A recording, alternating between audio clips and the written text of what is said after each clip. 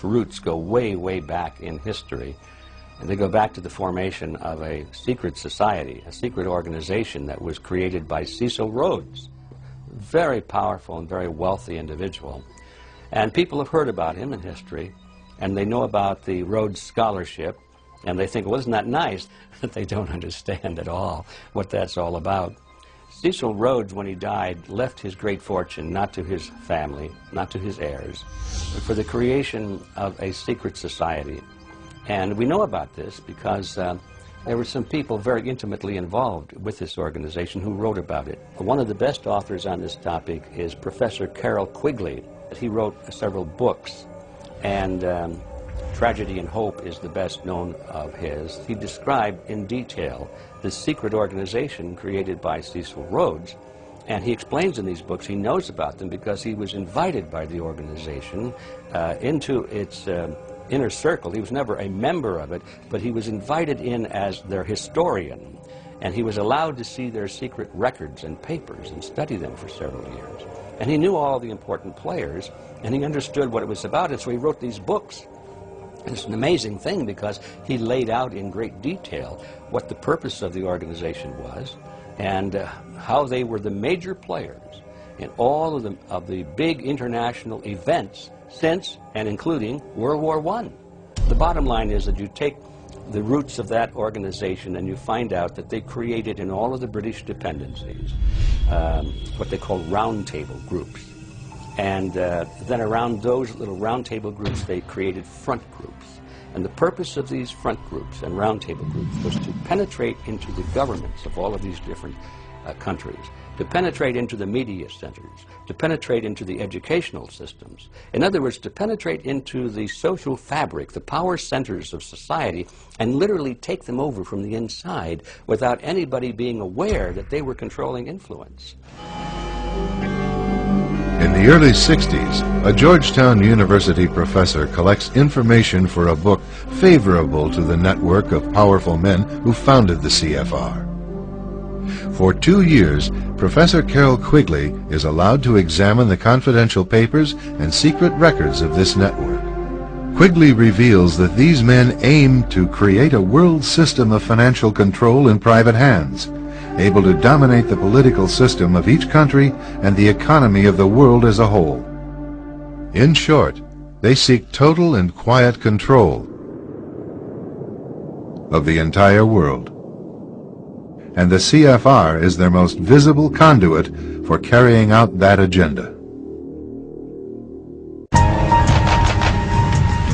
CFR members include America's wealthiest tycoons, as well as the highly placed elite in government, academic institutions, tax-exempt foundations, and the establishment media. Ruling Class Journalists, written by Richard Harwood, describes the CFR membership as the ruling establishment in the United States. The Washington Post article boasted that news reporters who are CFR members do not merely analyze and interpret foreign policy for the United States, they help make it.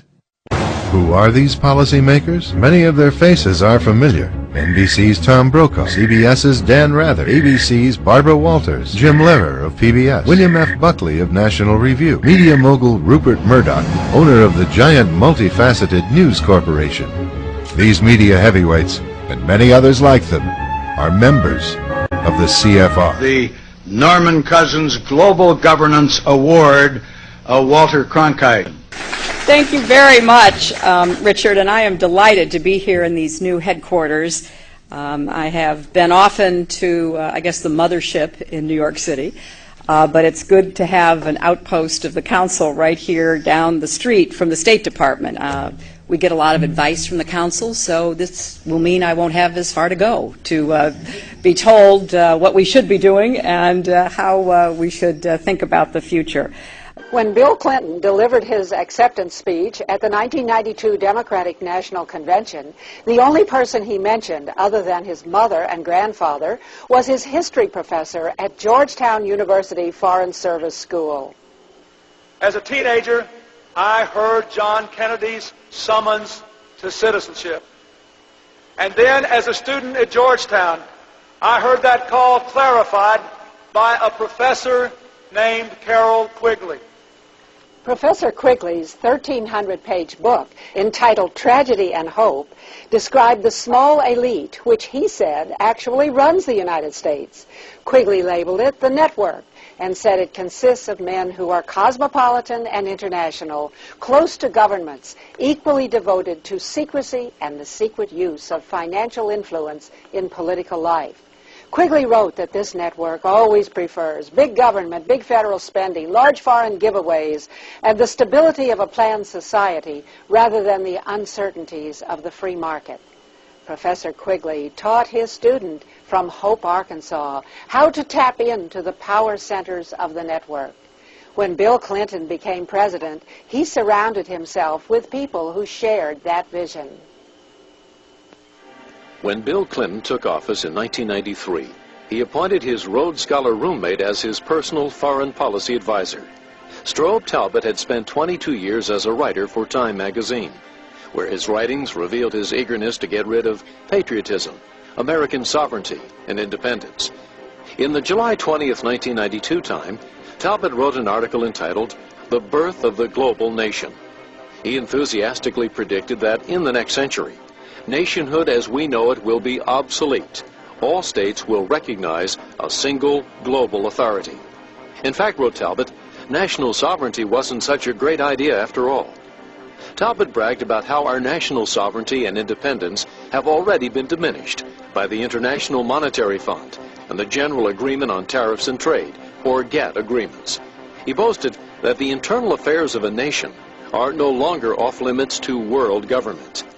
For his article, Talbott received an award from the World Federalist Association, a group committed to world government, and a congratulatory letter from Bill Clinton. World government is the structure necessary for global justice. You, sir,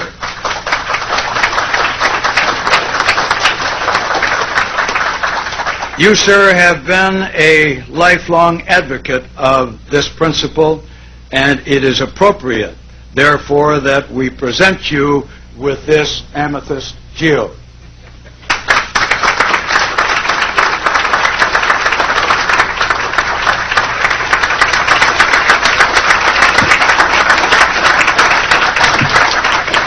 Thank you very much, Mr. President. First, we Americans are going to have to yield up some of our sovereignty. That's going to be, to many, a bitter pill. Any attempt to achieve world order before that time must be the work of the devil. Well, join me. I'm glad to sit here at the right hand of Satan. We would like to bring you a message from the First Lady of the United States, Hillary Rodham Clinton. Good evening and congratulations, Walter, on receiving the World Federalist Association's Global Governance Award. Large segments of our citizens believe that the United Nations is taking over whole blocks of counties in Kentucky and Tennessee, and some of them, they believe that we're in a concentration camp and they're going to give our army to Russia and all that baloney. The issue is we live in an interdependent world. We have to cooperate with people. We're better off when we do. We're better off with NATO. We're better off with the United Nations. We're better